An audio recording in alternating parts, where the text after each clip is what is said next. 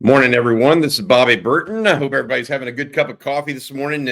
Excited about what happened yesterday for the Longhorns.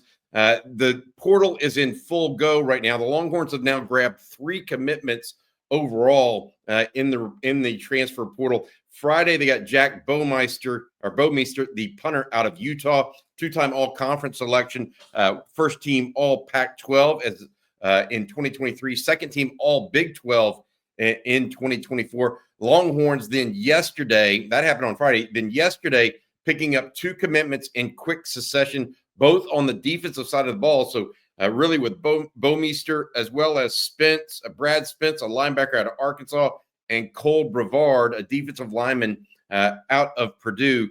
The Longhorns doing work on the defensive side of the ball early in the portal. Spence, a 6'2", 238-pound linebacker, started 5 games for Arkansas, had 7 tackles and 1 sack alone against Texas, came on late in the season for Arkansas. He was a guy that was going to be a big piece of their defense next year. Arkansas, and we'll get to some of this stuff later, really getting hurt by the portal at this point. Multiple starters transferring out and ending up at other SEC teams, including Brad Spence out of Klein Forest originally to Texas. I mentioned Cole Brevard also committing to Texas. He is a defensive lineman, interior guy, 6'3", 335, out of Carmel, Indiana originally. Last 2 seasons he's played and started for Purdue. He signed with Penn State out of high school before transferring to Purdue. He now gives Kenny Baker, the Texas defensive line coach, a real opportunity to start stacking some talent in the defensive backfield room. A room that really needs some help right now, even with Sadir Mitchell saying that he is now expected to return to Texas. That's the big defensive lineman Texas signed 2 years ago out of New Jersey.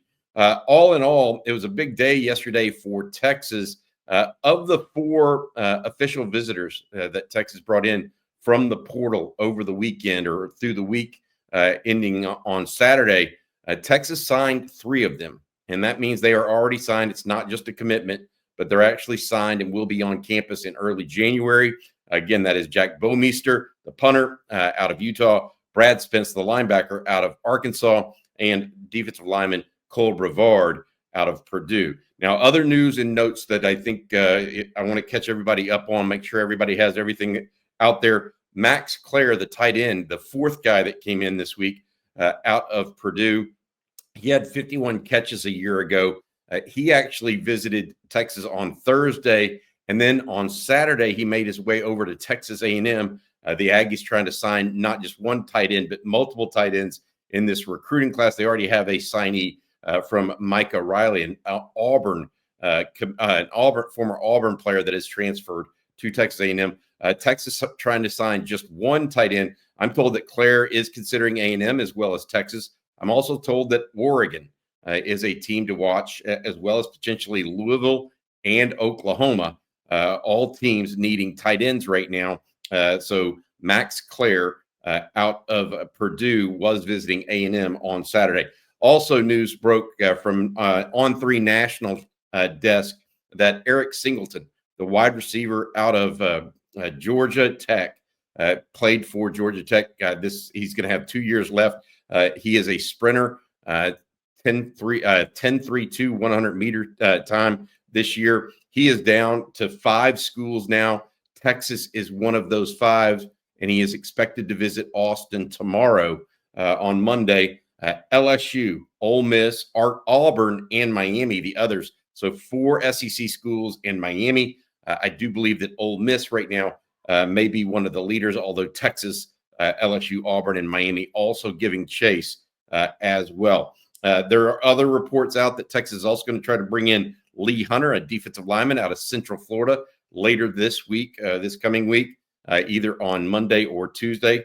That is a possibility. He's a young man that originally signed with Auburn out of high school, transferred to UCF, and has started for 2 consecutive years at UCF, earning honorable mention All Big 12 honors last year. He is also another bigger guy. We mentioned that Texas trying to get guys above 300 pounds for that defensive line interior at this point to hold up against the SEC.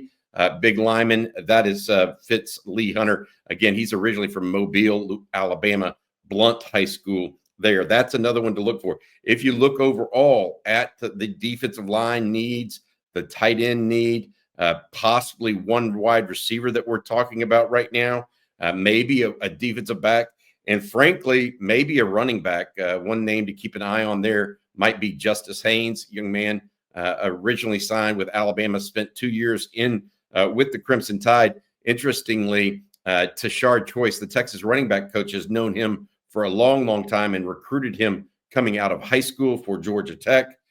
So we will be watching to see if Texas makes a move there. The two teams that have been involved, that publicly and not acknowledged have been involved, are Michigan and Ohio State. We'll see if Haynes tries to do something different in that regard. All right, that's going to do it for the Longhorn portion of this.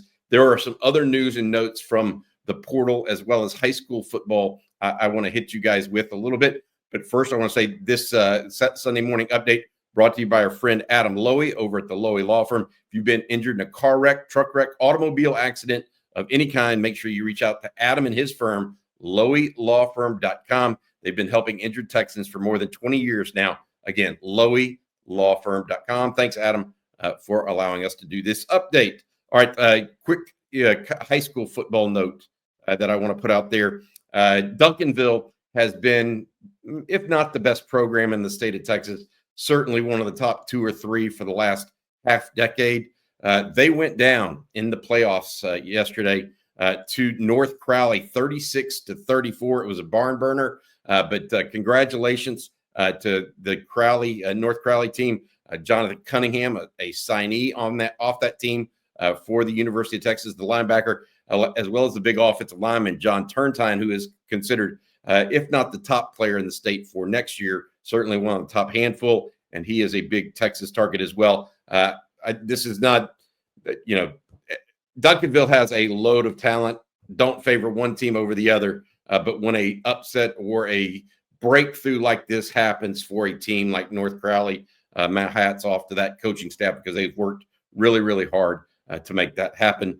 All right, other news around the transfer portal that I want to get to if possible. A couple of names that you're going to be familiar with have signed with other schools. Jackson Arnold, Oklahoma quarterback, has signed with Auburn. He will be playing at Auburn next year for Hugh Freeze. That means that Jackson Arnold very well could be the starter going into Norman next year because Auburn has a return trip to Oklahoma. We'll see how that turns out. Brennan Thompson, the former Texas wide receiver who transferred to Oklahoma after his freshman year, he is now transferring from Oklahoma to Mississippi State. Oklahoma still has yet to pick up a transfer quarterback. There's a lot of talk that they're going to get John Mateer, the quarterback out of Washington State, who might follow his offensive coordinator. But Mateer at this point has not put his name in the transfer portal and plans to play in the bowl game for Washington State. We'll see what that means for the future of the Oklahoma quarterback position. A couple other names to put out there that have things that have happened over the last 24 hours or so. Dylan Finneman is a safety out of Purdue that we said Texas might have interest in at some level. High-end prospect for Purdue. He actually went ahead and signed yesterday with Oregon, so take him off the list. If Texas was going to look at a safety, it's going to be a high-end one. Finneman was one of the only guys in the portal that would have fit that bill. He is now off the board and to Oregon. Also, Princewill Umamelian, a defensive end edge prospect that is one of the best in the country in the portal. He played at Nebraska this year. He's also originally from Maynard, Texas. His brother, Princely, played at Ole Miss this past year after transferring from Florida. There was some thought Texas might kick the tires here because of the Maynard connection, just 30 miles outside or 15, 20 miles outside of Austin. But it appears now that he is signed with Ole Miss. Ole Miss is doing a lot of work in the portal right now, more than anybody, along with Umamelian, who was a starter at times for Nebraska this past year as a young guy. Ole Miss has also already picked up 3 former Arkansas starters, adding to their list. Luke Haas, a tight end that Texas could have been interested in at one point in time, actually went ahead and signed with Arkansas yesterday. Other news around the transfer portal: Miller Moss, the former starter at quarterback for USC, has signed with Louisville. That's a little bit of a surprise. And another one that caught some people by surprise, that is Barrion Brown, wide receiver out of Kentucky. Texas fans may remember him. He almost took back a kick right before halftime against the Longhorns this year. He has signed with LSU. So that is a lot of news and notes. One other note that I thought was interesting, at the very least, Bill Belichick over in North Carolina, 2 starters for him have now taken their names out of the transfer portal. They were going in from North Carolina. He's gotten them to stay, or he and his staff have as well. So that's one to remember. All right, I think that's going to about do it for a quick update. I just want to recap everything that went on yesterday. A lot of big stuff. I hope you guys have a good cup of coffee this morning. Thanks again to Adam Lowy. And thank you guys for listening in to On Texas Football. You guys have a good day. Hook 'em.